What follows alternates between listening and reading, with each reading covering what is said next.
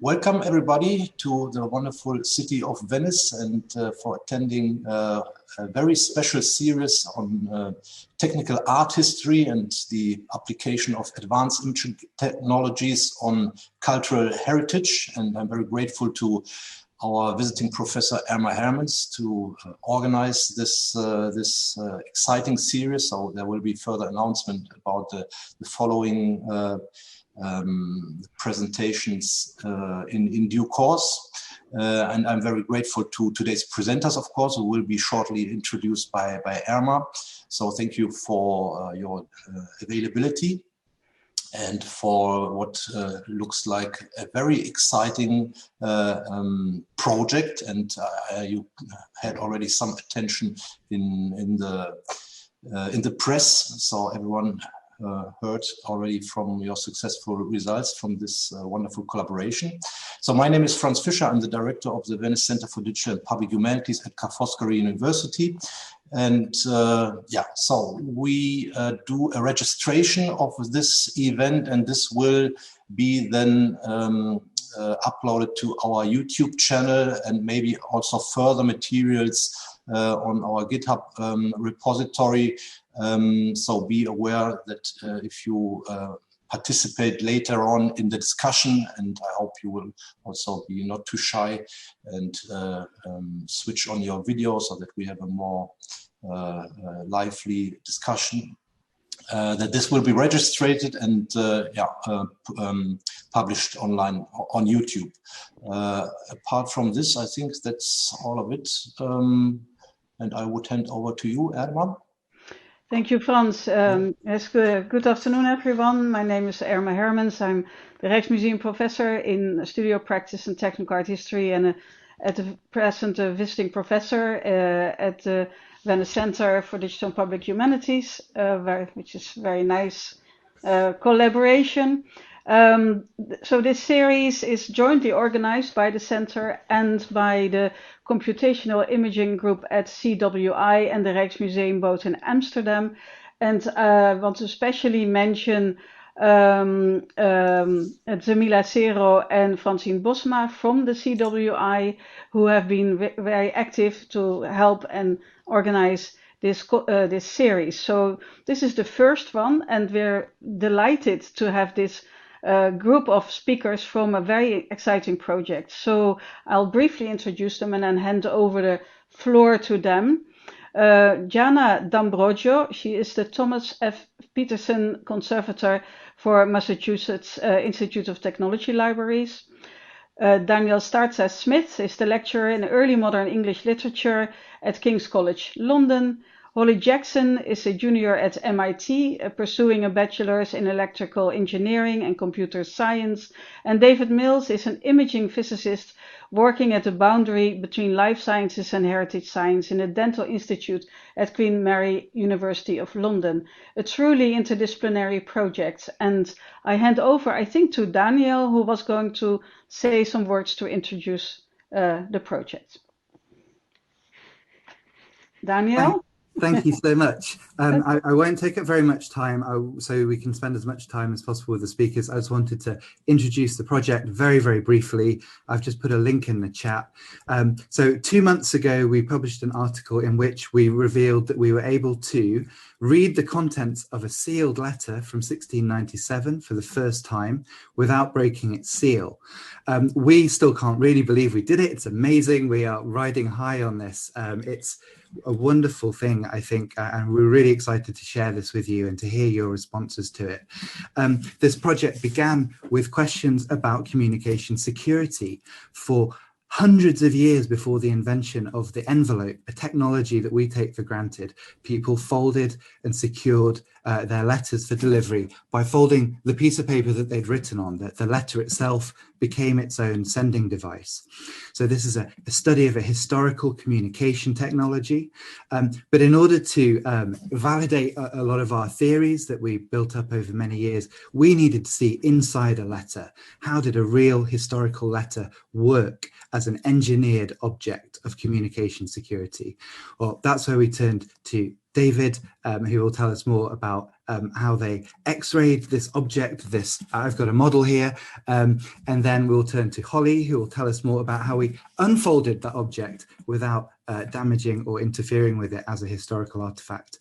And then Jana and I will say a few words about letterlocking, which is the practice of folding and securing letters for delivery. And we're going to try and leave enough time at the end that we can all lock our own letter in a historical style. So I hope you've all got a piece of paper, and I will hand over to David. Thank you, Daniel. I'm just going to go over how we actually imaged sealed letters, and we're able to get some idea of the content and also the structure. So what they say, but actually how they were put together. So I'm just going to quickly share the screen. So hopefully everyone can see this. So this came about from some work I've been involved with for a number of years, which was effectively, can you see ink on parchment using a CT scanner? And yeah, the answer turned out to be yes. And then in 2015, I met up with a letterlocking team, and history was made. So in general, how do we image anything? We start by, we have some light shines on an object. The light reflects off. Some is absorbed, some is reflected, comes back into our eye or our camera, and we see it. So people in the audience that may be familiar with multispectral imaging or looking at things with different colors, you'll know as you change how you're looking at it, what wavelength, what color you're looking at, you see different things. So in this example, this young lady has been imaged in ultraviolet, visible light, and infrared, and we can see changing the wave band or the color she's been imaged in. She looks very different. So X-rays are just the same. They're light the same as anything else. They're just much, much shorter wavelength light. This is the electromagnetic spectrum, and everything we see is just this very tiny slither. It's the rainbow part of the spectrum, but there's, you know, a vast possible range of colors we can't see that we could image in.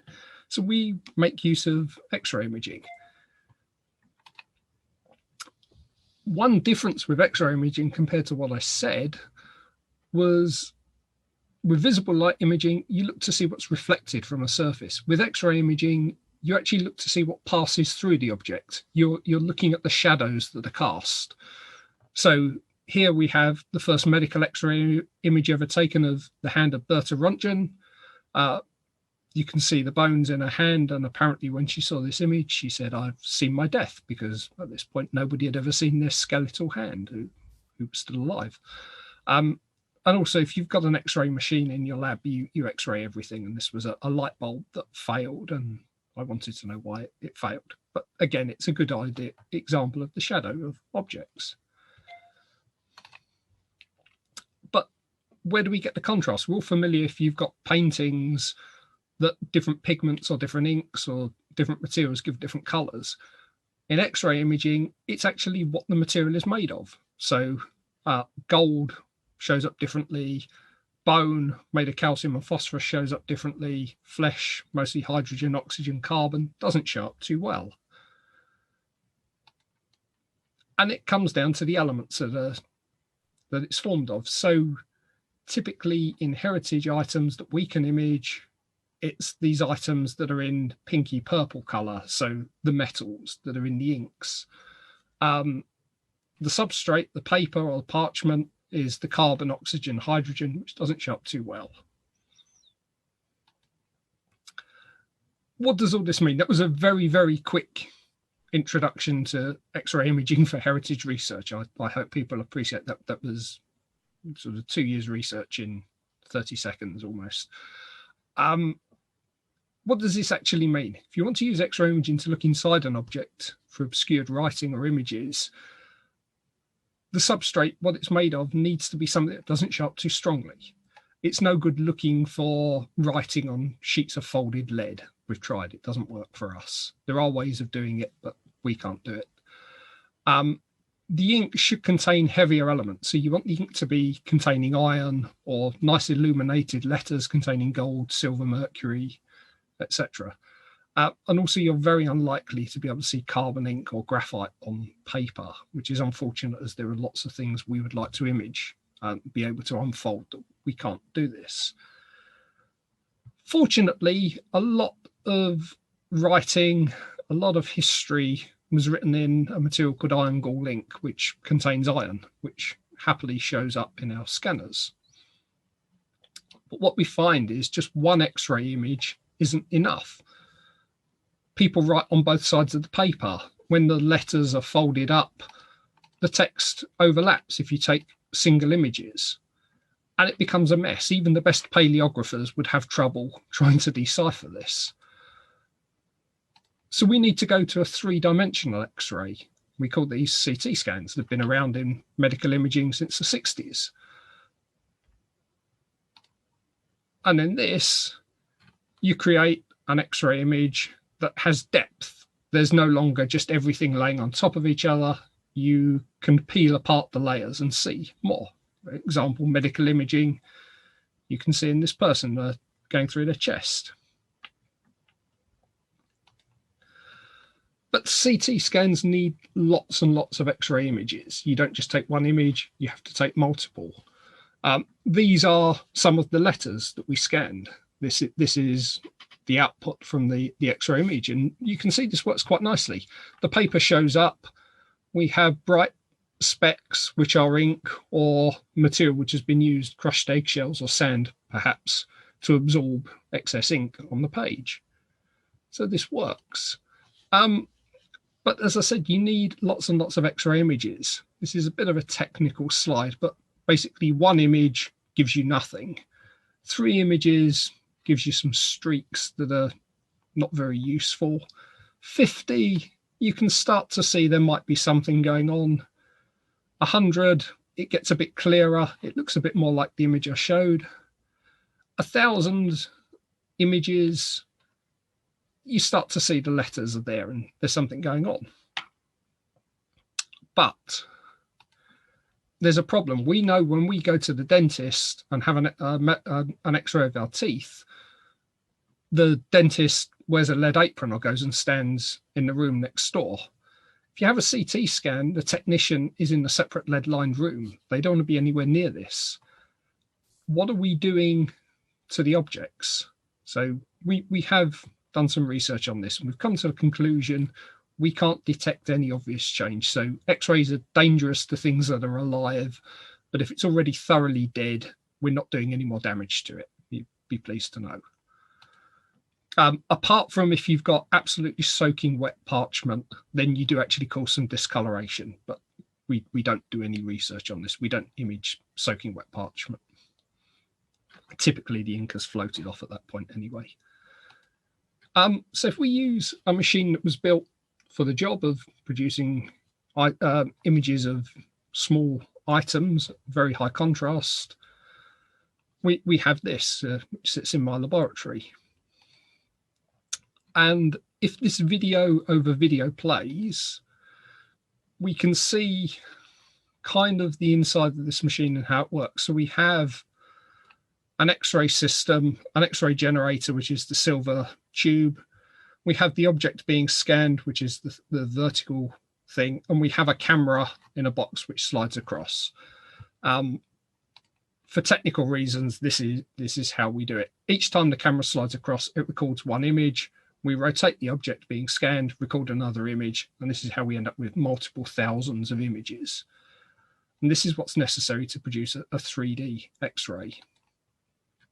So as an initial result, years ago, we scanned a scrap of parchment with iron gall ink, and we were able to see the ink versus the parchment this was actually on.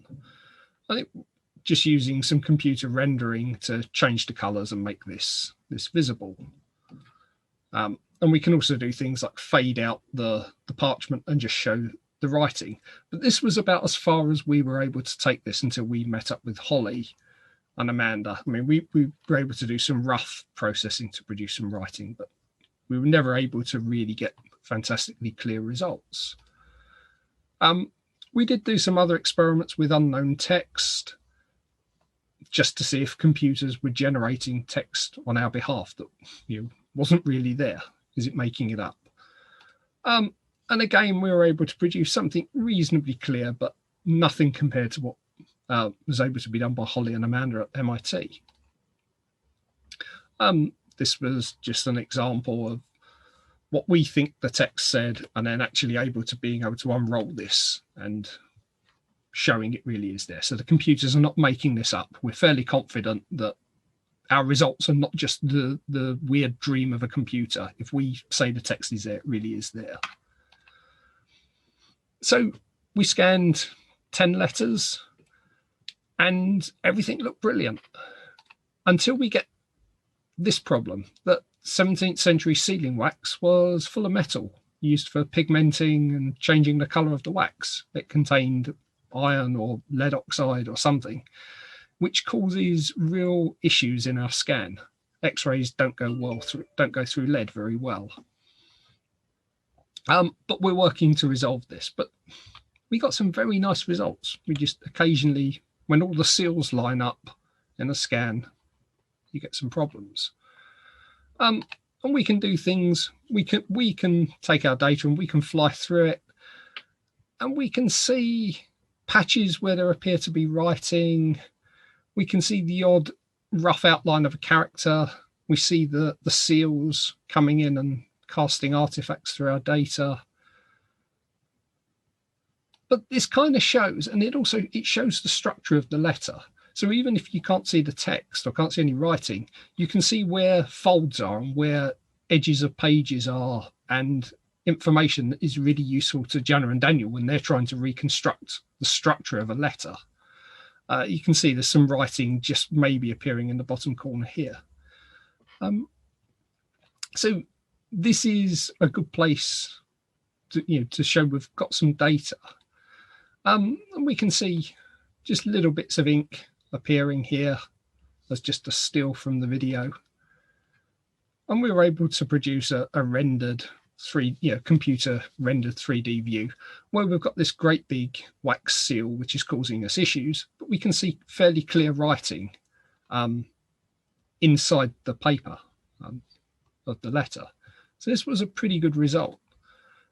And again, we can animate this and peel it away and see what's going on. So skip to the next video, but that really next image, but it really shows what's going on. Just one quick plug from a group I'm a member of for the Royal Society of Chemistry. We publish a lot of technical briefs on this sort of thing for anybody that's interested. But effectively, I give this sort of data to Holly and Amanda. They take it and they make the magic happen. So I will pass over to Holly now. Yeah, thanks for the wonderful intro, David. So basically, I was responsible for co-developing the virtual unfolding algorithm with Amanda Gasai. And I'm going to quickly share some slides and kind of get into exactly how we were able to take this 3D scan input that David gave us and turn it into the two-dimensional reconstruction of the text that actually allows us to read and understand these letters. So I kind of want to begin by giving a general overview of how this virtual unfolding pipeline works. Our whole point that we kind of want to accomplish here is basically we want to keep these letters physically closed in real life. So we get these really nice high resolution 3D CT scans from David, and this is the input to our pipeline. But as David kind of started mentioning, it's hard to actually read the text from these original scans directly because these letters are so intricately folded and have so many layers of paper. And so basically we get this input that is like a 3D image. It's full of a lot of pixels where bright pixels represent paper and ink. But it's our job basically developing the virtual pipeline to separate out what exactly is paper, what exactly is ink, and then actually create a result that virtually unfolds that 3D topology into something 2D that can be read.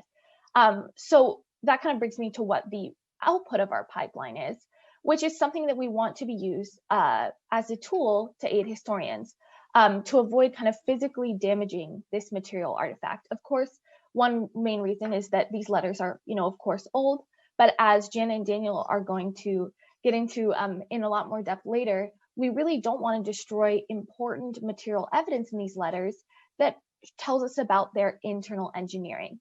So as a result, the output of our pipeline isn't just, a 2D reconstruction of the text that historians can read, but also an entire 3D reconstruction of the internal geometry of the letter and a reconstruction of a map of the folding directions and intensities, so that we can also basically produce tools to aid historians interested in studying how these letters are folded, in addition to the interesting contents of what they say.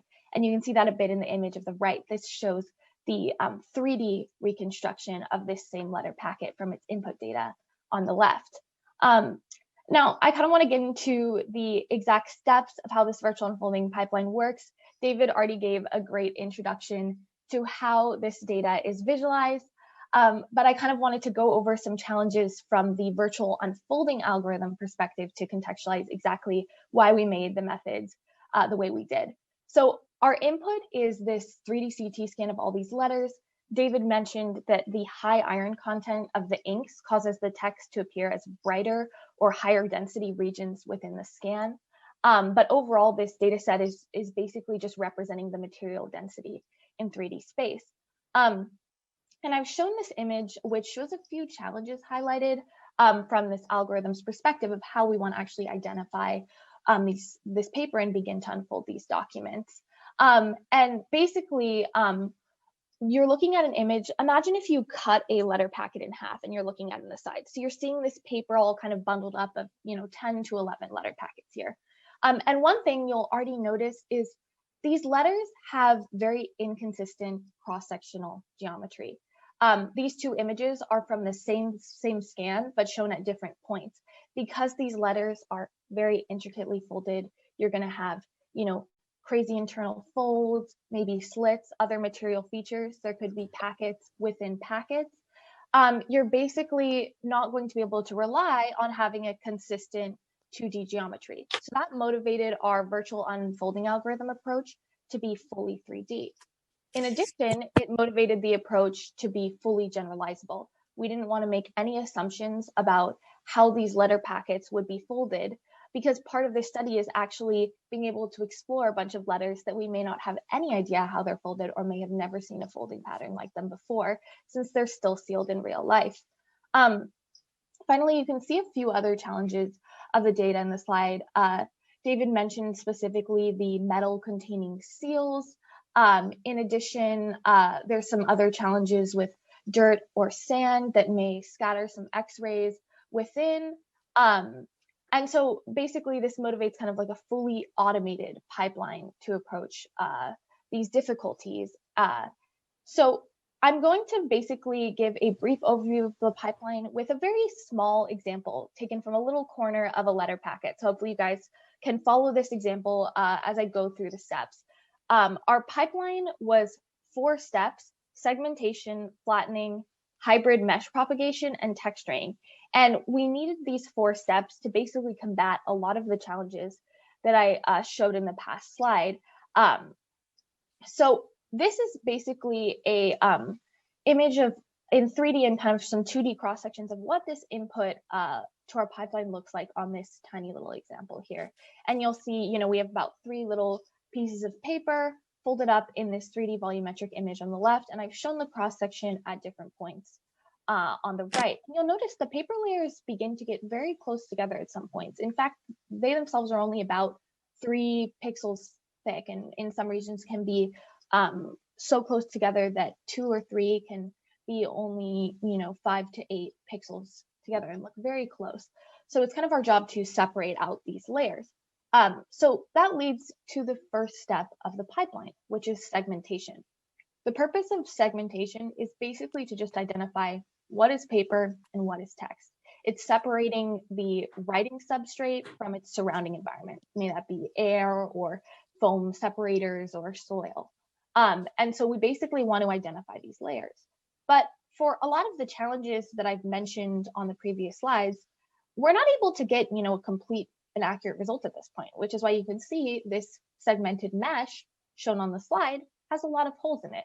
And the responsibility of the rest of the pipeline is to basically fill in all these holes in a lot of these problem regions to be able to get a full reconstruction of the 3D topology.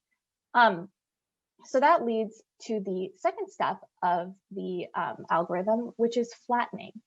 We realized that basically the most we can learn about this letter packet when studying it is by considering it both as a 2D object and a 3D object. So we initially flatten our initial segmentation result, even though it has holes, into a 2D embedding to show kind of an initial version of this document's unfolded state. And so combined with this information from this initial 2D embedding and this 3D, that takes us to this hybrid mesh propagation phase. This is basically what I was talking about of filling in all those holes. This may be in regions where the ink is really bright, there's scatter from lead X-rays, paper is really close together. And what hybrid mesh propagation does is it grows the mesh into these holes in both 2D and 3D to fully complete the reconstruction of this letter. And the reason why it's important to do this in both 2D and 3D is shown really well by this image on the right. You'll notice that there are 2 points in our toy example at the bottom right of the slide that are very, very close together in 3D. But when you actually consider those points when they're unfolded in the full letter, which is shown in the image labeled A at the bottom right, they're very, very far apart in 2D. So this is important information when we're growing this mesh in 3D because we wouldn't want to connect those points because they're on entirely different paper layers. So we use this, among other constraints, as actual physics-based constraints in this hybrid mesh propagation scheme. So we actually treat a lot of these constraints like flattening and gradient forces and repulsion between layers as if they were physical forces.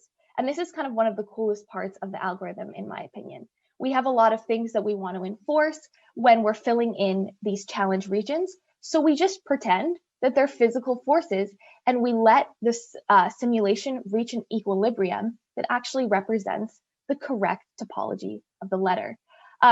So this basically using this physics-based simulation, we're able to get this 3D reconstruction of the letter's topology. And finally, at that point, we're able to go on to the last stage, which is texturing. We filled in this full result in both 3D and 2D. You can see a cool image of that on the top right of the slide, where the colors represent the steps at which this growing has taken place. And then we're able to actually use that to retrieve the original pixel information in 3D and reconstruct the actual text of the letter packet. Now, this little example corner of the letter packet doesn't have much interesting text on it. Maybe there's a period there. But when you see the full unfolded text, you'll see that we're able to get some really cool text results. But before I show you guys that, I wanted to mention that this text is not the only thing that we can actually retrieve from our 3D representation. We can also retrieve curvature information, and that's shown on these two images on the far right. We're able to actually compute the intensity and direction of curvature, where red would represent a mountain curve, a curve pointing upwards, and blue would represent a valley fold, a fold pointing inwards, basically. And so this information is actually really useful in creating a crease or folding pattern of our letters, so someone could basically look at it and refold the document itself. So that leads me to kind of some of the cool results that we were able to achieve using our algorithm. We ran our algorithm on 4 letter packets from a collection called the Brienne collection, which Daniel and Jana will introduce. And basically 3 of these letter packets were still sealed and closed. They are still sealed and closed today.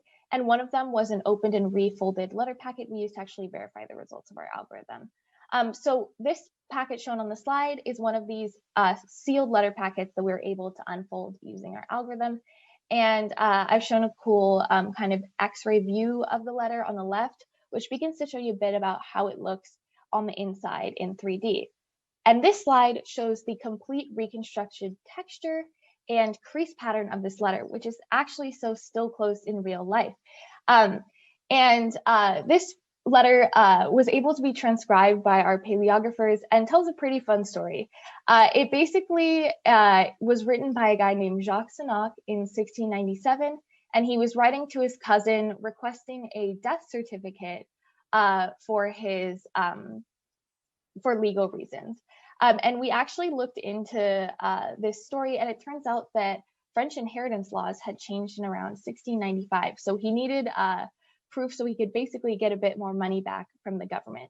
And although, you know, this is the story of royalty or queens or espionage, Jacques Sénac was basically kind of just an everyday person in 17th century Europe. And it's quite interesting because we don't often see those stories highlighted a lot when we're talking about this history. So this collection, as well as, you know, these virtual unfolding methods, allows us to get an insight into the lives of basically everyday people.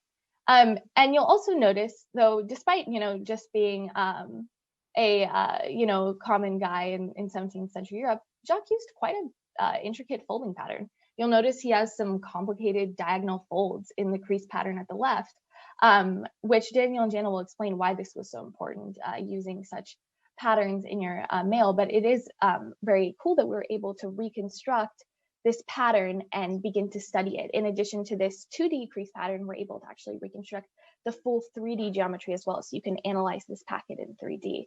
And some other really cool features I think are interesting about this result is this watermark in the center of the paper, which is something that definitely could not be seen from outside the sealed letter packet. So our virtual unfolding method, combined with David's scans, is able to actually reconstruct some of these paper-making details as well. There's this watermark in the shape of a bird in the middle of Jacques' packet. So another interesting result is from this other letter from the Brienne collection. And I've shown the X-ray view on the left again. And you can already see something quite interesting here is there's some hidden wormholes that you couldn't see from outside the packet, where a bookworm had kind of gotten in and eaten some of the letter packet as it sat lying in a trunk for 300 years. And here we have the complete virtual reconstruction results with the text on the left and the crease pattern on the right. And the text in this document was a bit more difficult for our paleographers to transcribe because it had text in on multiple sides of the same page. So we weren't able to get a full transcription on this letter. However, we are able to get some really cool insight into how this letter packet was folded. Another detail I really love about this letter packet is in the crease pattern. You can actually see how high resolution this result is because you can see the buckled corner of one of the edges in the letter packet reconstructed here, which I think is a very kind of cool detail of the crease pattern that wouldn't necessarily be able to be recovered if this packet had been opened physically and flattened in real life. So with that, I kind of want to leave on this very fun animation of the virtual unfolding pipeline. And I wanted to talk a bit about the applications of this method. Of course, we're very excited for the ways that this can be immediately applied to lots of different letter packets and reconstruct not only their text, but tell us a bit more about how exactly they're folded. But we think this has a lot of potential beyond that. As I mentioned at the beginning, we were motivated to make our methods fully 3D, generalizable, and automated because we were faced with this challenge of very intricately folded letters. But because of that, it actually has potential to be applied in a lot of different areas as well. One kind of immediate way is to other historical documents, such as books or scrolls. But past that, there's a lot of applications in origami art. One of our collaborators, Eric Demain, is a computational origami expert, And he always talks about the idea of using this pipeline to basically virtually reconstruct the crease patterns of famous origami art from origami masters who are no longer with us and can't be asked to verify the folding patterns of their art. And it would provide a way to basically reconstruct this art without actually damaging the art piece itself. In addition, there's a lot of applications in manufacturing. And I mean, past that, we're not nearly creative enough to know all the ways in which this method can be applied ourselves. So we're really excited for other people to find possible applications and improvements to our methods. So we've posted all of our code free and open source on GitHub, and we're really encouraging people to check it out, to apply it to their own research, and also to make improvements to our pipeline, because we really think this is just the beginning of the project, and we're very excited for where it can go. And I mean, one immediate way is basically all this new wonderful history we're learning about letterlocking. So with that, I kind of want to pass it over to Daniel and Jana to introduce you to why letterlocking is so important and kind of what we learned about it in this study. Thank you. I'm just sharing my screen. Could someone give me a shout? Can you see that? Yep. Yeah. Lovely. So it's a nice segue, partly because we're using the exact same image that Holly just ended on. Thank you so much. We should say we know that this session was very much focused on the imaging side of things. So we're not going to take up too much time, so that you've got plenty of time for questions with Holly and David in particular. But we do just want to say a little bit about letterlocking and just sort of introduce you to some of the key things that we're interested in that drove the research questions behind this project. Jana, I'll hand over to you for a minute. Thank you. Hello, everyone. Thank you for being interested in our research. And we would like to take a moment to say that though our presentation today is happening virtually and internationally, MIT library staff wish to acknowledge that the land where our space and campus are located is the traditional unceded territory of the Wampanoag Nation. We acknowledge the painful history of genocide and forced removal of Indigenous peoples from this territory, and we honor and respect the many diverse Indigenous people connected to this land.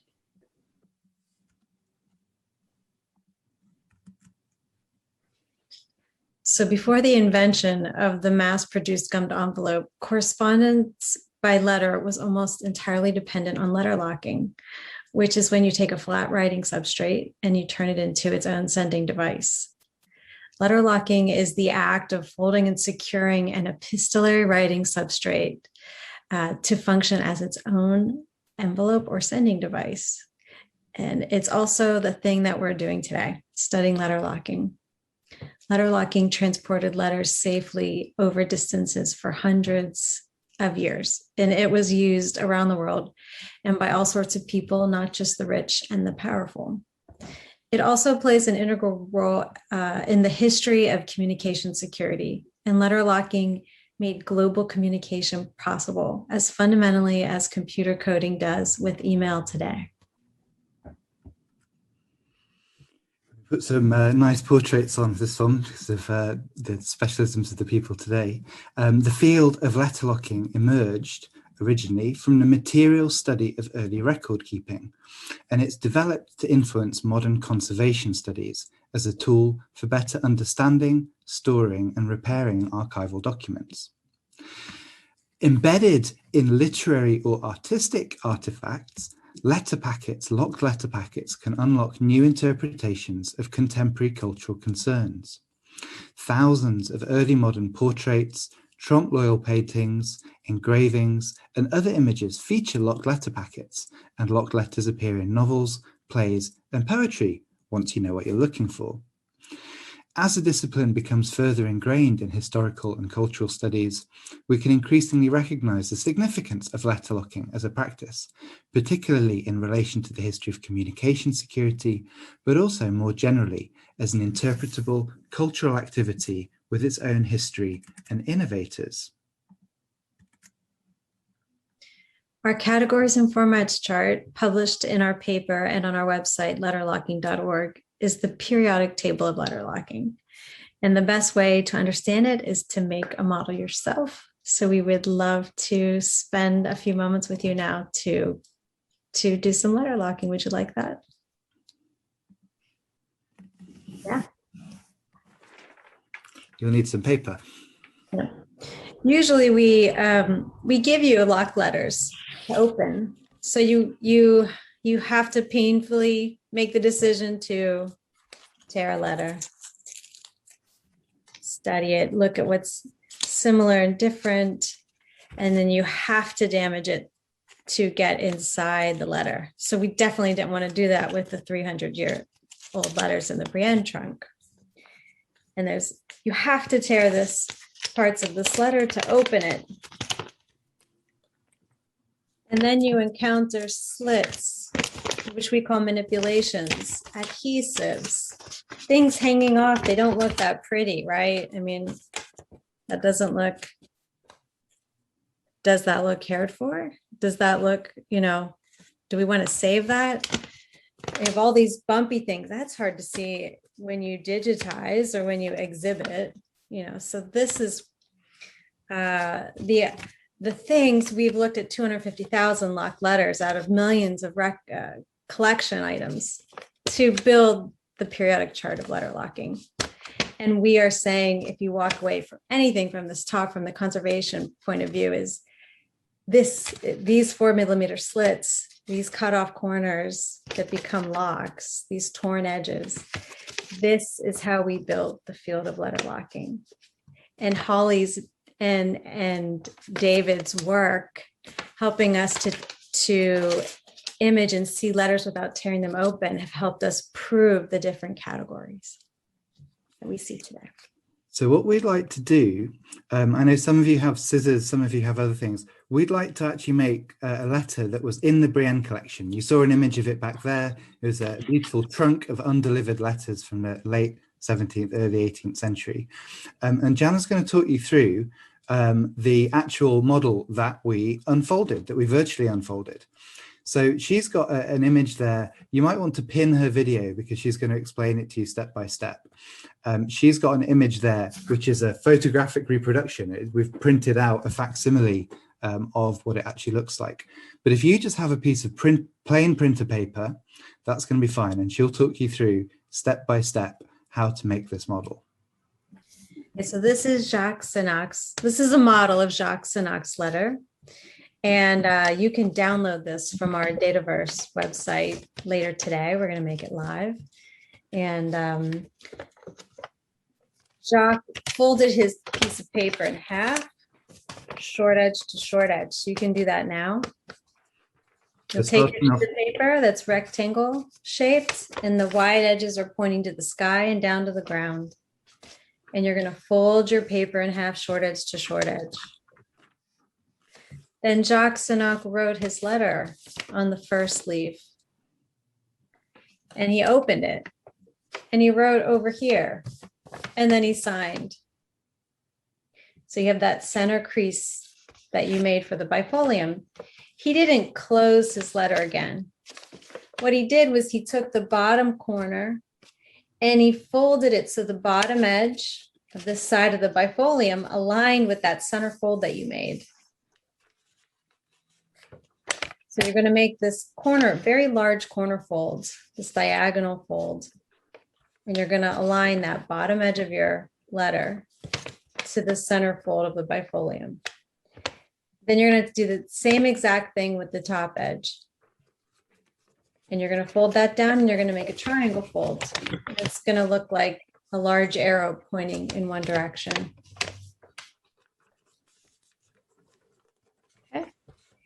Then you're going to take the top edge and create a top flap. And you're going to do the same thing with the bottom edge. And they're not going to overlap. You're going to make this folding sequence called a gatefold in origami and in design folding language. Okay. then you see how you have this diamond shape here. Your triangle, which is the reduction of the whole one side of your bifolium, you fold that forward towards the rest of the letter, and that kind of neatly fits in that diamond space, which is now this rectangle space.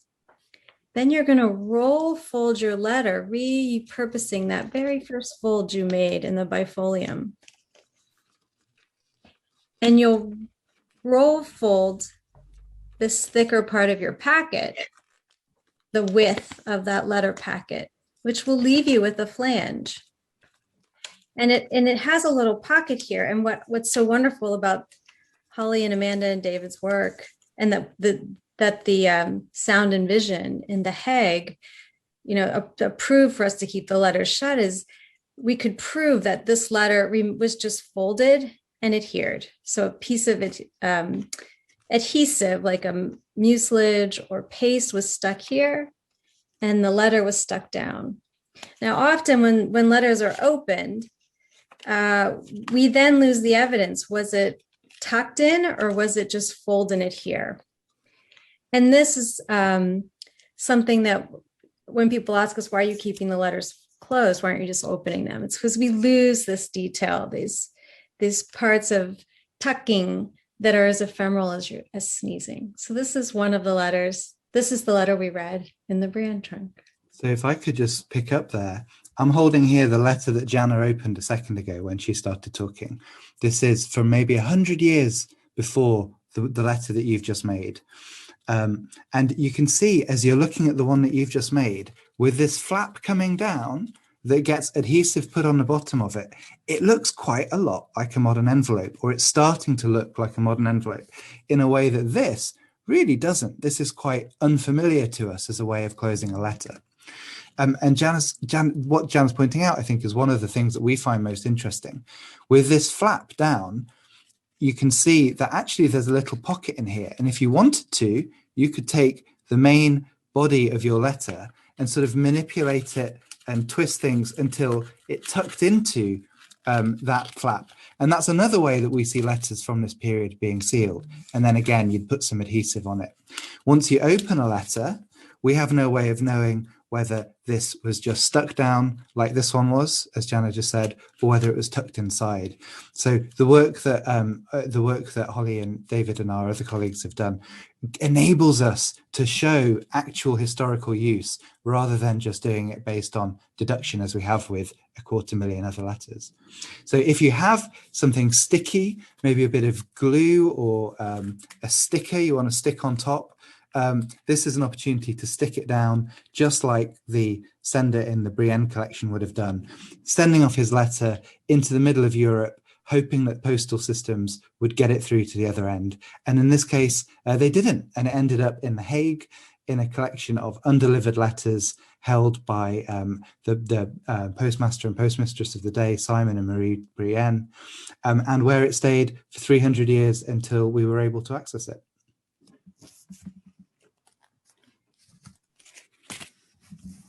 Do you have any? Your letter lockers. The other letter that Holly showed, we've also modeled. We've made these little letter packets. This is and you'll be able to download it later today and lock your own.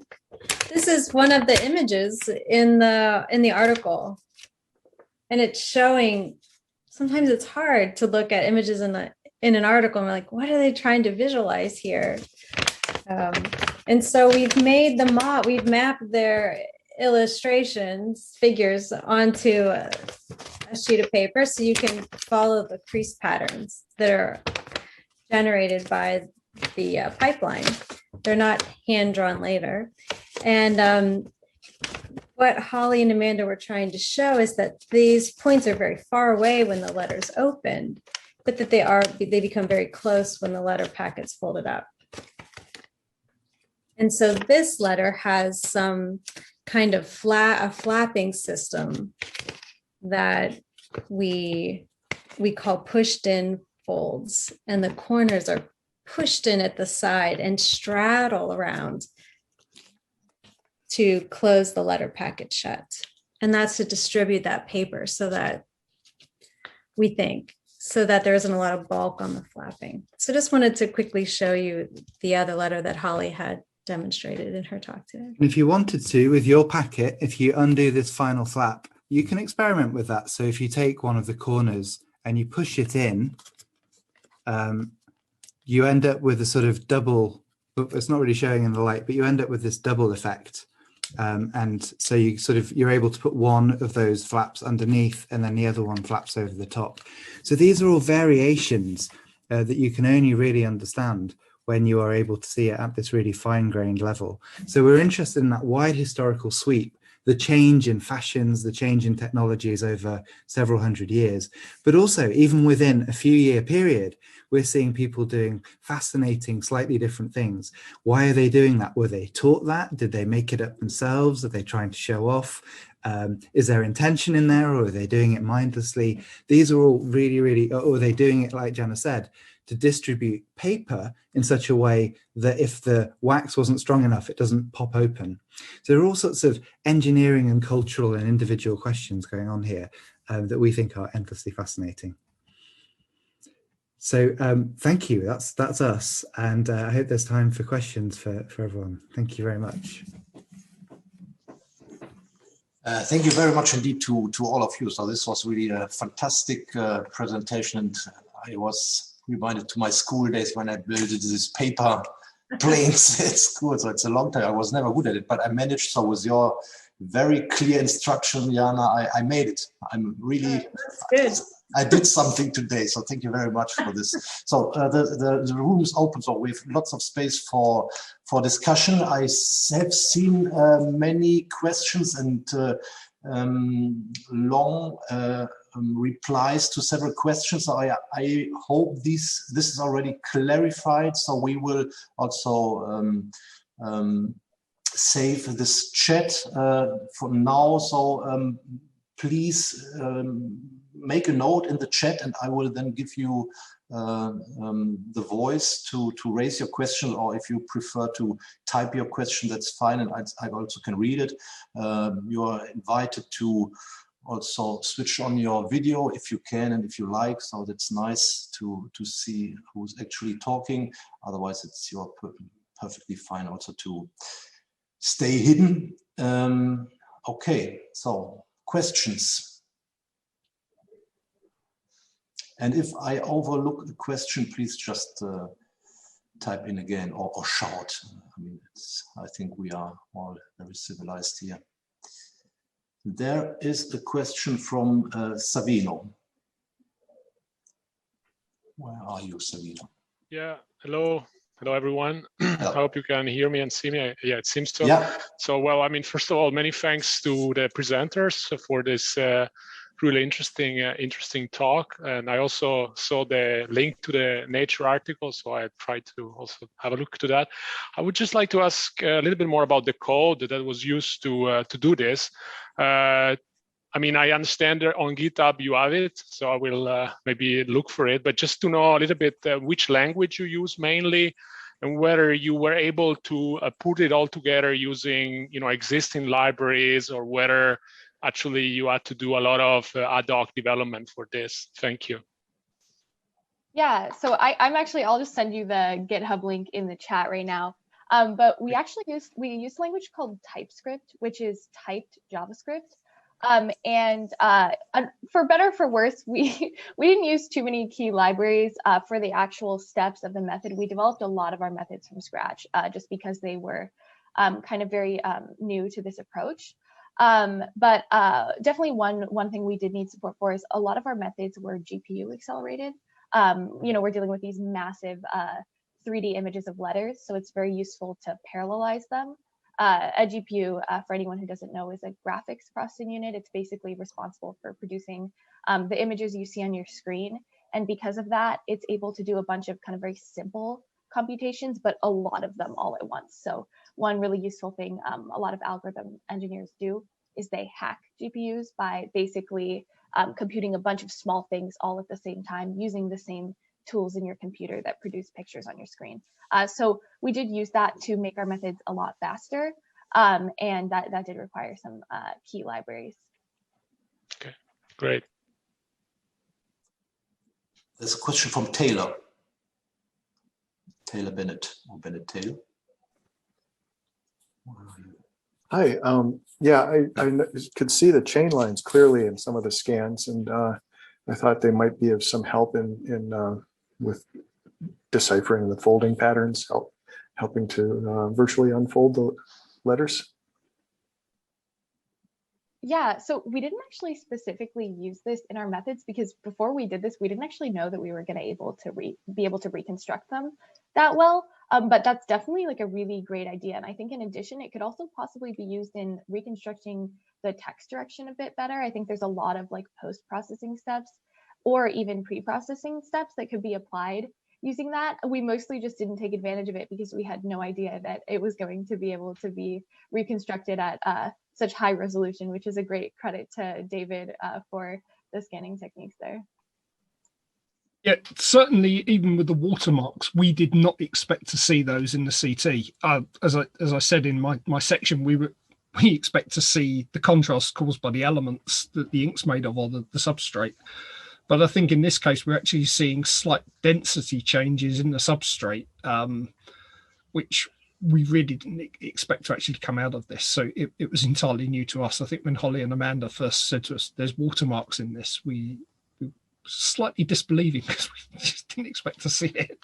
But this may actually help possibly seeing some carbon inks, because we probably wouldn't see the carbon, but if someone's pressed hard enough with a pen or a pencil, we may actually see local density changes in the substrate. We may be able to retrieve writing that we wouldn't otherwise be able to see.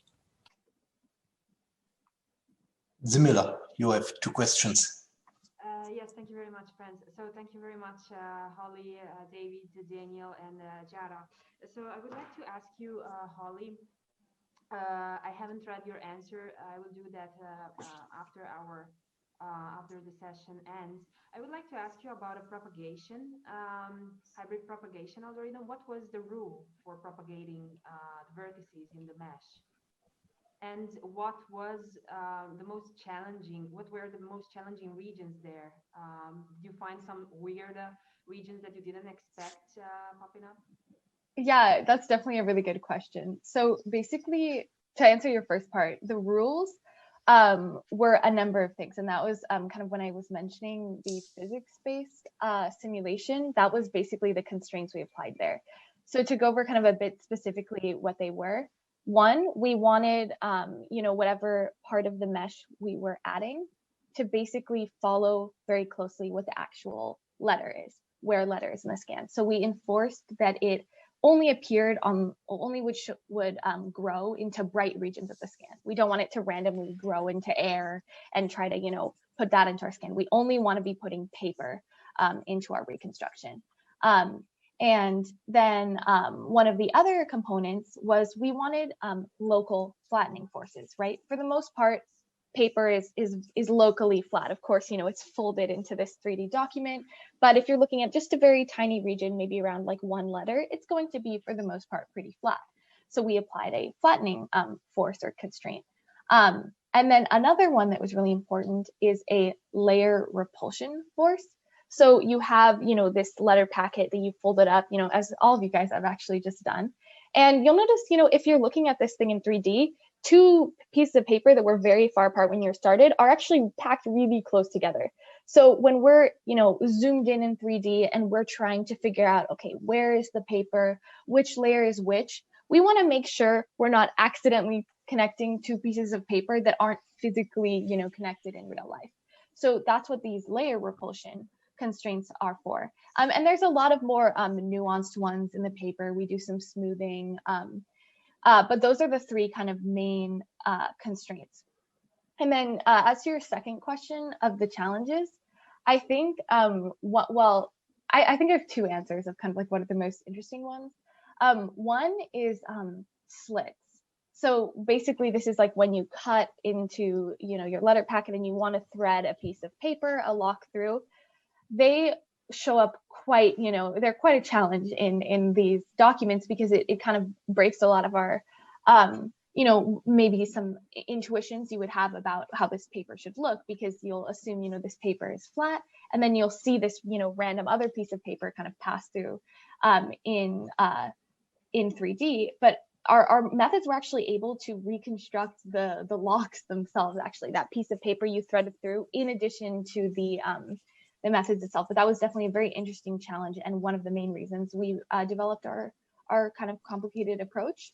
And then another one, which I did kind of bring up in my answer to your other question in the chat as well, is there are some letters with just a massive number of folds. There's one diamond packet that's incredibly complicated, that has 40 paper layers like stacked together at one point. You can in real life, though, we've seen like the physical letter packet. I mean, it practically kind of looks like it's bursting open. It's so tightly folded.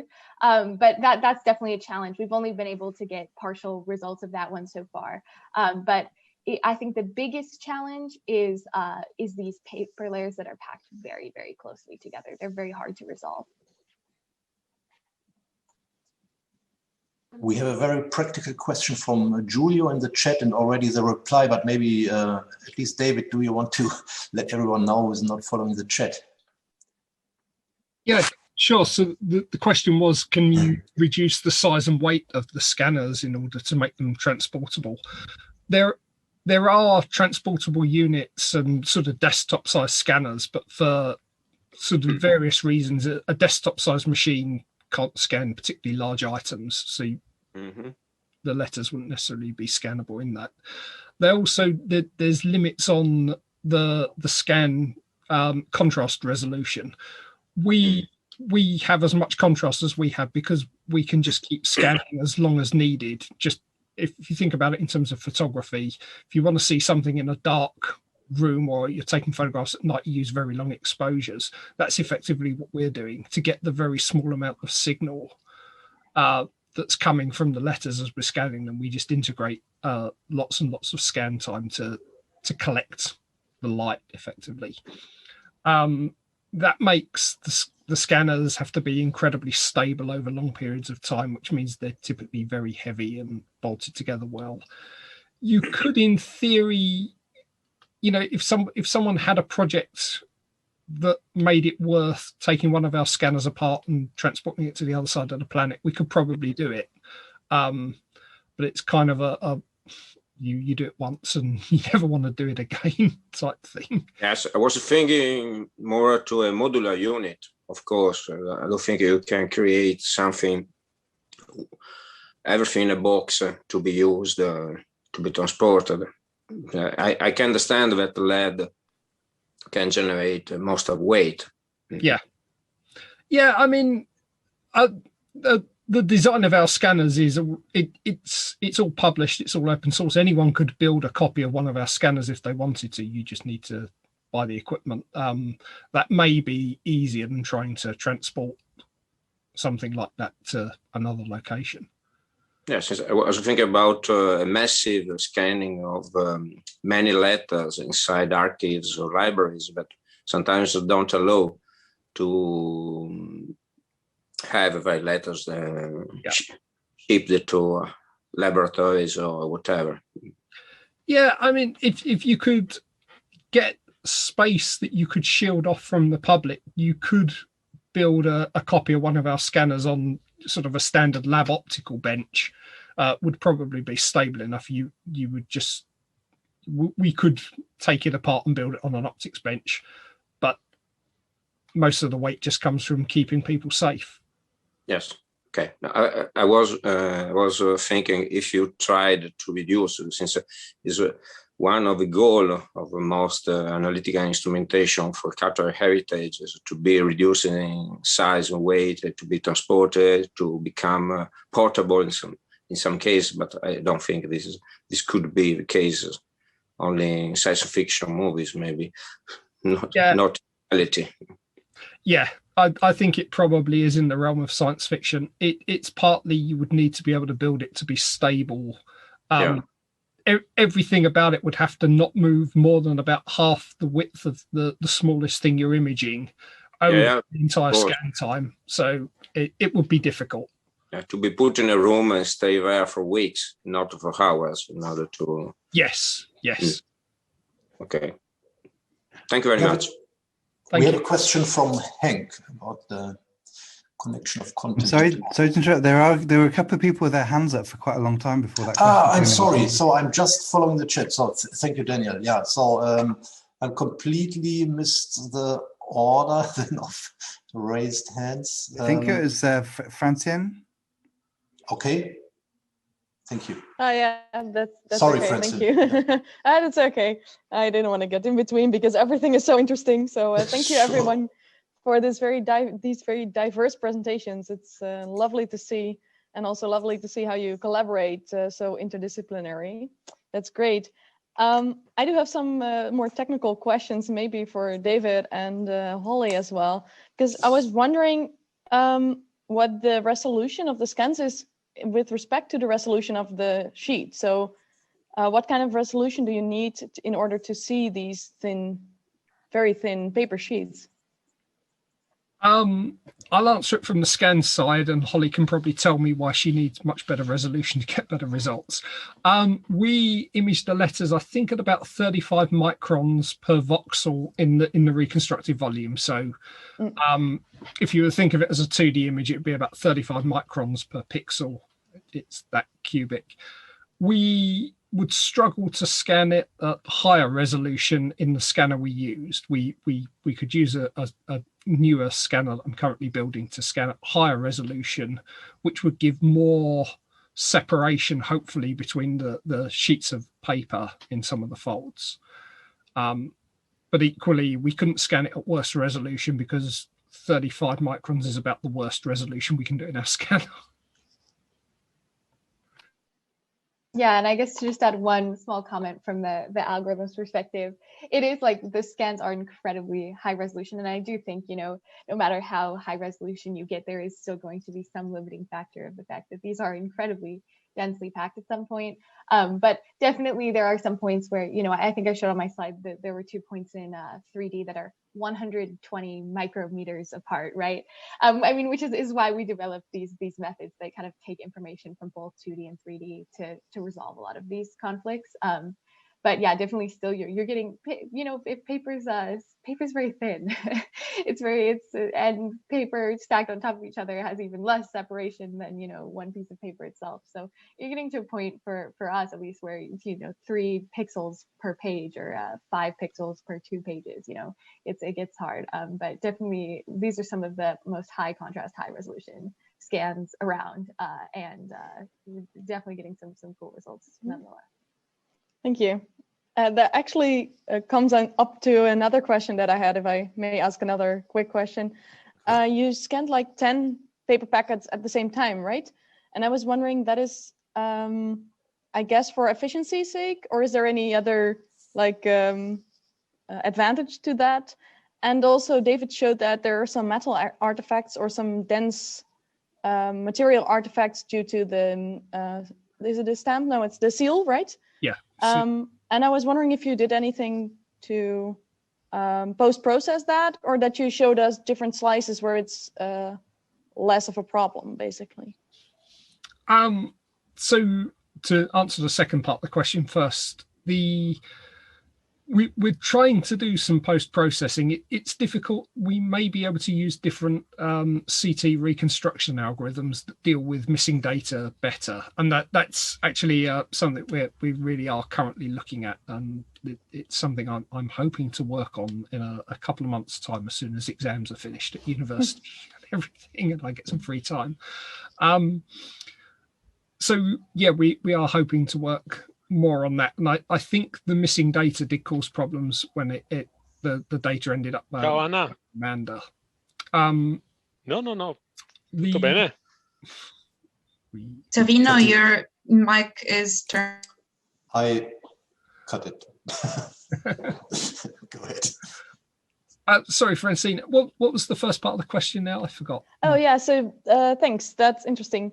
And maybe, yeah, it will help. I was wondering whether the, so you scanned multiple packets at the same time, and I was wondering if that's only for efficiency's sake, and also whether that introduces any more problems. Like, were you able to easily separate them? Yeah, they were easily separated. We just used, I think it was 2mm plastazote sheet between the letters, which works really well. It's stable in the X-rays over long periods of time. It doesn't off gas. It doesn't turn to a gooey mess. And it's almost invisible in the X-rays. It's just barely there. So it gives really good separation. And ideally for the CT scanners we have and the particular reconstruction algorithms we use, you get much better results if your thing you're scanning is almost or is as close to cylindrical as possible. So we had a cylinder and it turned out we could fit 10 letters in there. So we scanned 10 letters. It was as easy to scan 10 as to scan one. That is because then the density or the attenuation is approximately the same in every direction. Yeah, is that correct? Exactly. Okay. Yeah. That's very interesting. Thanks. Yeah. Tamar and then Hank, please.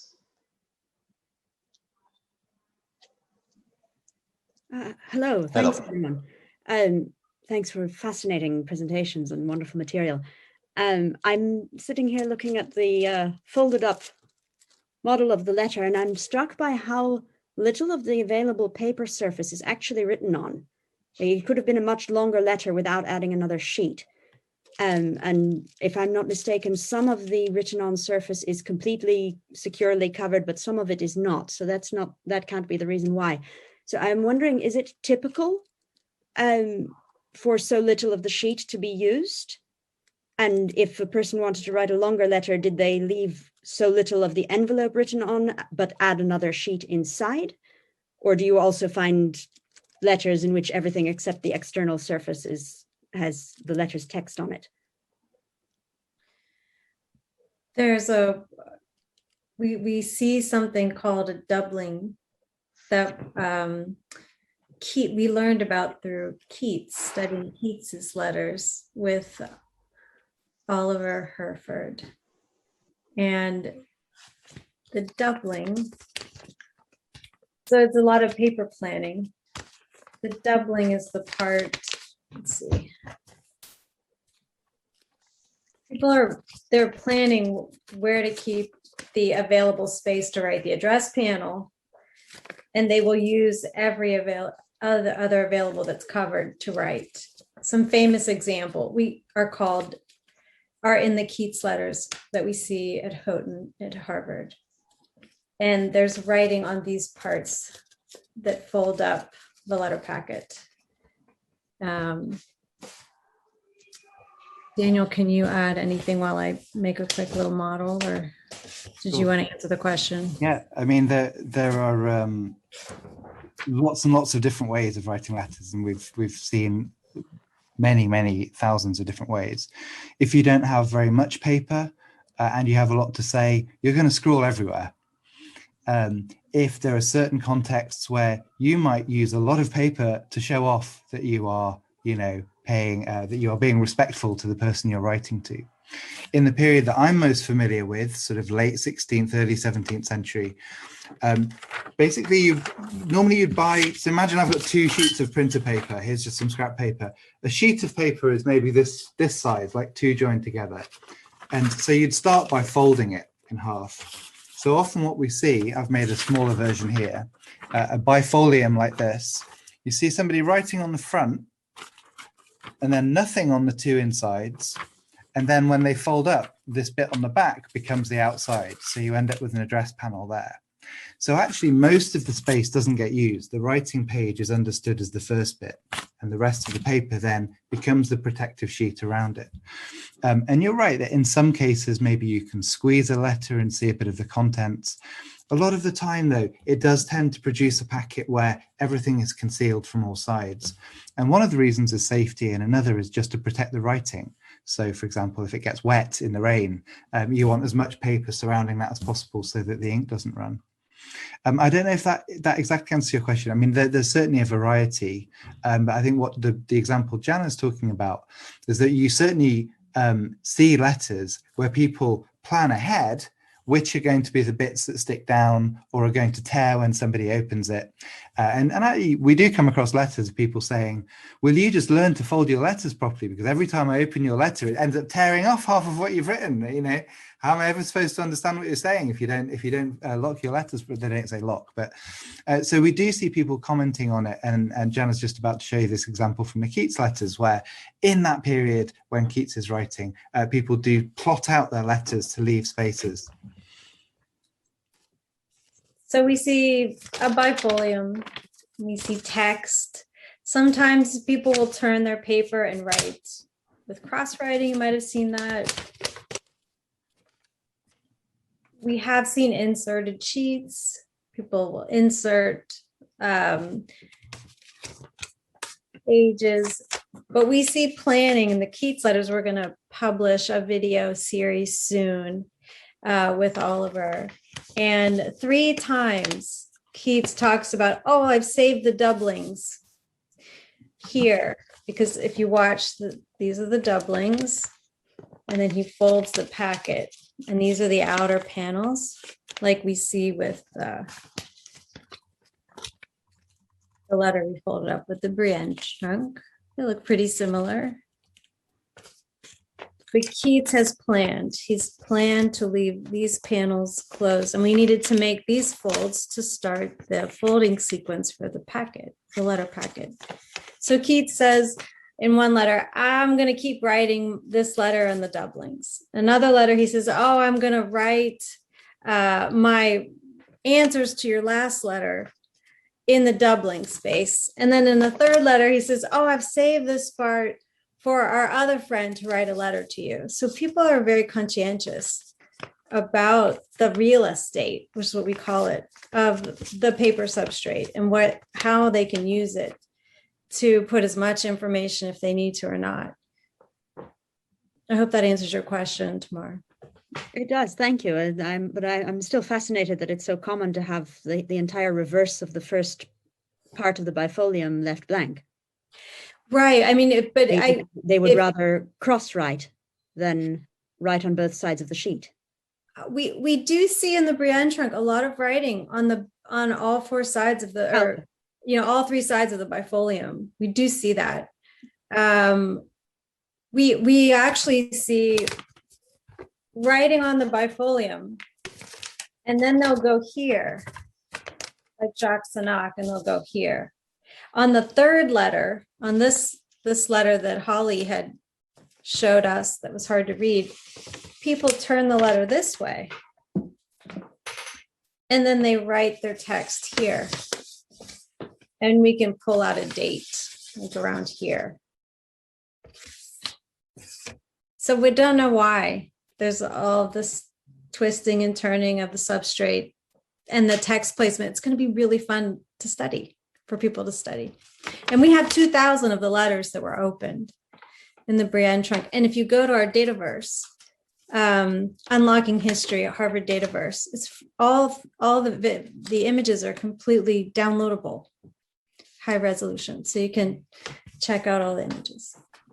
Maybe I could just also add, it's worth remembering that ink at this time is handmade, which is why we get different kinds of inks in the letters that we're scanning. Some that have been used with iron gall, some with more vegetable matter. And you need to use corrosive substances in your ink, and you never know how thick it's going to be. So people are also conscious that you might not be able to read both sides of a letter if it gets stuck in transit for 3 months. You never know what's going to happen. So I think there is some awareness there that the ink paper combination isn't a stable one in the early modern period in particular. That changes later in the period, but that might be another consideration for not writing in some cases on both sides of the paper. Can I just jump in, because I know there was that question about the relationship between kinds of letter locking and contents of the letter. Are you happy for me to jump in with that, Jana? Sure. Sure. Yeah, we think we do. We think that there are genres of letterlocking, but not always, and in all cases, it's not that if you see one kind of letterlocking, it must be a certain kind of letter. I think the way that we ask the question is, given that lots of individuals knew multiple different kinds of letterlocking, you weren't taught one, you knew various ones. When you get to finishing your letter, what's the decision-making process as to how you're going to fold that letter? Or when you start writing it and you're going to leave the doublings. So if you're making a decision, there must be some sort of rationale for why you're choosing one or another. We don't know the answer to that, but we think that if you study large data sets, if you can gather that data and start matching letterlocking form to content, you might start seeing patterns arriving. Sorry, I just got an email. But we do certainly see people saying things like, and the example we like to give is Queen Elizabeth I. There's a letter from her where she says, wait, that letter I gave you yesterday to deliver to that person, I hope you haven't delivered it yet, because when I write to that person, I fold my letters in a certain kind of way. So could you please bring that back to me because I want to refold it. So certainly what we can say is that people are embodying elements of their personality or their class, their status, power, things like that. We have people saying, why are you sending me paper like this? This is like the way a school child folds a letter. You should fold your letter like this. So people are conscious of it, people are noticing it. Whether there's a direct relationship to what is said, it may or may not be true. Certainly, I think in some cases. Thank you very much. Yeah.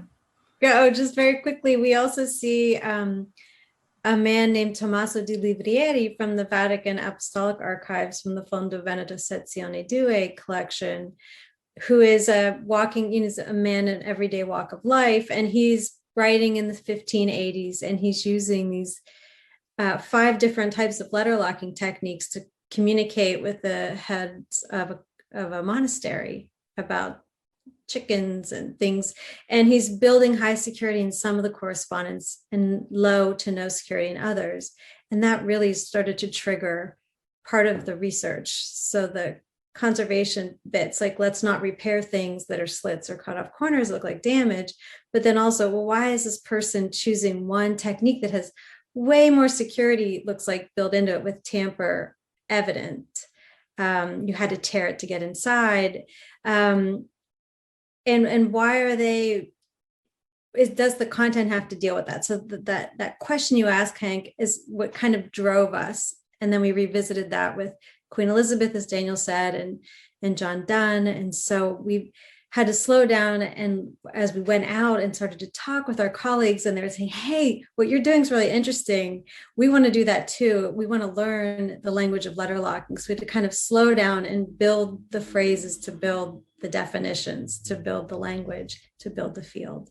And so we hope that this 20 years of research is now the beginning of the starting point. We can start to answer that question, Hank. Thank you very much. And I suppose you have a system to describe then this, or a formula, so that you can also attach to the metadata so that you can match the same folding pattern. So I'm sure you will have this, so just to confirm. So the letterlocking chart is the metadata. Yeah. For the naming, what is the word? The naming combinations. Yeah. There's a question from Frank Lichterink. Are you still with us? Yeah, that's right. Yeah. I don't know if I'm visible. I don't know. Yeah, you are. Okay. So so I'm very much into programming these days, and I've learned to appreciate Python as a programming language. I see that in this project there's this language TypeScript, which has been used. So I'm just wondering if you want to do this kind of heavy computing, I understand, would it be advisable then to use TypeScript? So yeah, can you explain something more about the Holly, maybe about the choice for TypeScript. Yeah, totally. So theoretically, I mean, this is possible to do in basically like any language where you have some support for like a GPU interface. Just in terms of timeline, if it's not GPU accelerated, you'll have your result in 6 months. But the reason why mostly we use TypeScript was just kind of a consequence of like our kind of like adventure with the code. We ended up starting in JavaScript because we at first for debugging it was really helpful to make a lot of web-based applications to visualize a lot of this stuff, for which JavaScript was just super useful, and we were able to like check our intermediate results all the time. We made a lot of visualizations of every single step of the pipeline. So it just ended up that it was like most easy for us to start in JavaScript, develop these really nice debugging tools. And we eventually moved to, TypeScript, type JavaScript, just when we were kind of doing a cleanup of the code in the end. But it was mostly a result of the kind of just like the initial stages. And it was just most easy to port it over to JavaScript. It was fast. It had good GPU support with Node interfacing with the GPUs that we wanted to use. And so, but like theoretically, you could totally use Python and, a lot of other different languages to accomplish this. Believe it or not, at one point it was in MATLAB, an initial stage of the pipeline. Yeah, for interfacing with our code as well, I'm sure you could also, develop your own libraries in Python and kind of include them with only a few lines of TypeScript if you wanted to avoid it. But yeah. Okay, thanks.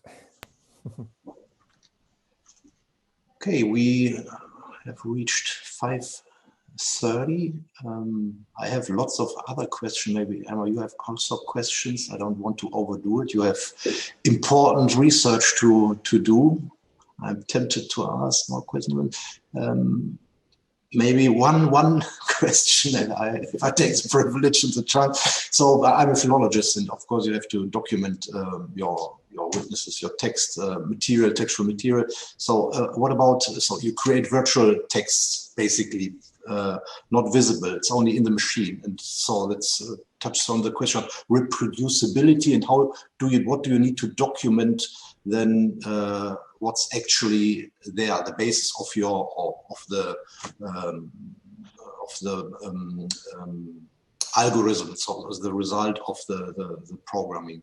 So do you have any strategies here, or how do you deal with this issue? Yeah, so if I'm understanding your question correctly, I mean, basically, like establishing like kind of like this chain of like credibility is really important. I think David touched on it a bit in his presentation in terms of like how we actually verify that like this ink information that we're getting is correct. In terms of like the algorithmic pipeline side of things, I think for this study, we included like one baseline result in which we cross-check our result with like a opened and then refolded letter. I think one thing we do to kind of like show the integrity of the methods is we also produce distortion maps, which is giving you a sense of how close that should be to the real result, what areas of the text are distorted, and giving you a sense of how much you can trust certain regions of this image that we're giving you. And I think in terms of like the future of this, I think it will be very important for it to kind of be like regularly, almost like benchmarked, to have these baseline experiments as the pipeline is improved and as we kind of explore new waves of or new categories of documents. Thank you, Holly. If I can just say as well, the actual raw scan data, so the raw X-ray images we collect are all available and they're preserved. They go into a step of processing we do, which we call reconstruction, which is a different reconstruction to what Holly does, which produces the data we then send to Holly. So our raw data, our code that does the reconstruction, our final output are all available, and the code that generates those and the algorithms are documented and are available. They're in the public domain. And as I understand it, all of Holly's code and algorithms are documented. So someone who is both sufficiently skeptical of our results and sufficiently motivated could, in theory, take the raw data that I produce, create their own versions of the software based on the published algorithms, and should, in theory, they will get the same result we get. So there is that kind of chain of evidence. You just need to be sufficiently paranoid or sufficiently disbelieving in our results and sufficiently motivated.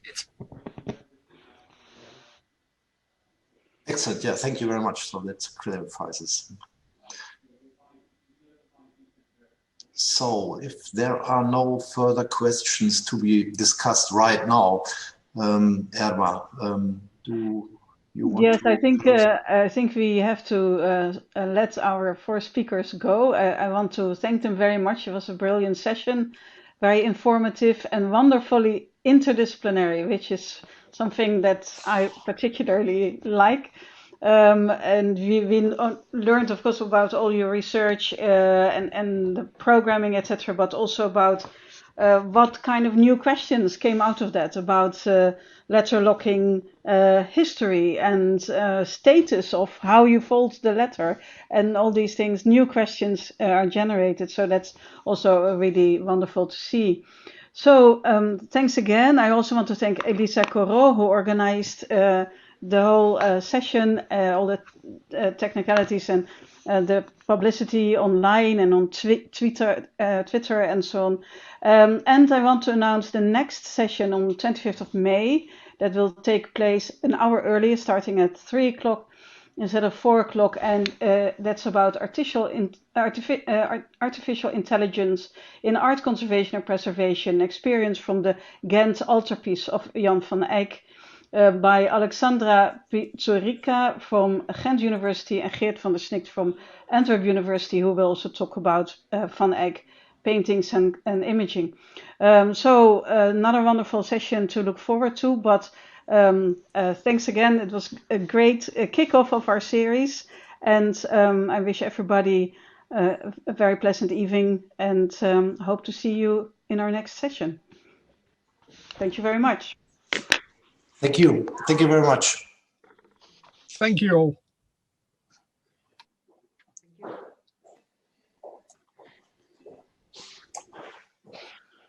Thank you, Elisa, taking care of everything. You're welcome. Okay. Yes, that's very good. Yeah. Yeah, and we will link then the YouTube registration with the links to the project website where all the documentation is to be found. So I don't think we have to reproduce this on our website. So everything is nicely documented. So we just put this online in the description of the videos, and right? Yeah. I think that's the best. Wonderful. Thank you very much again. So it was really a brilliant presentation, and we're waiting for the next results. And when we can travel again, it would be cool to come and do a workshop. Absolutely, yeah. Come to Venice, please. I mean, it's such a beautiful town, and it's so sad to make all these. Erma is our visiting scholar, professor, but she wasn't. But I mean, you will come as soon as possible. Now things are slightly. I've only just started for a month ago, so I'm hopeful that in my year as visiting professor, I will be able to. Go to Venice. Yes. No doubt. Yeah. Things are slowly becoming more feasible again. So, I actually have a year's research leave next year, and I want to spend some time in Venice doing. Okay, you're booked. No problem. I'll drop you a line, and absolutely, a line is sufficient. You're booked. So yeah. We have a strong interest in all. I mean, because it's so interdisciplinary. Our historians, our medievalists, our literary studies. So I mean, everyone wants to participate in this new development. So yeah, absolutely, send me a line. So it would be really nice. Yeah. Thank you very much for organizing everything today. Thank you, Jana. Yeah. And okay. Really great to meet you all. Okay, Thank so you guys bye-bye. so much. Yeah. See you. Thank you. Bye. Bye-bye. Yeah. We cannot hear you, Jamila. Ah, Like we the can. first, now we can, but the first That 2 was seconds you very- speak, we First don't hear question you. was very hard to hear, but well, I put my speaker up, but Okay, nothing. I was just wishing to say grazie, Elisa. Bravo. It's my mother tongue. I think it was the right time to Okay, share it. Grazie. Yes, thank you Bye very bye. much. Bye-bye. okay. Thank you. Bye. Bye. Good evening.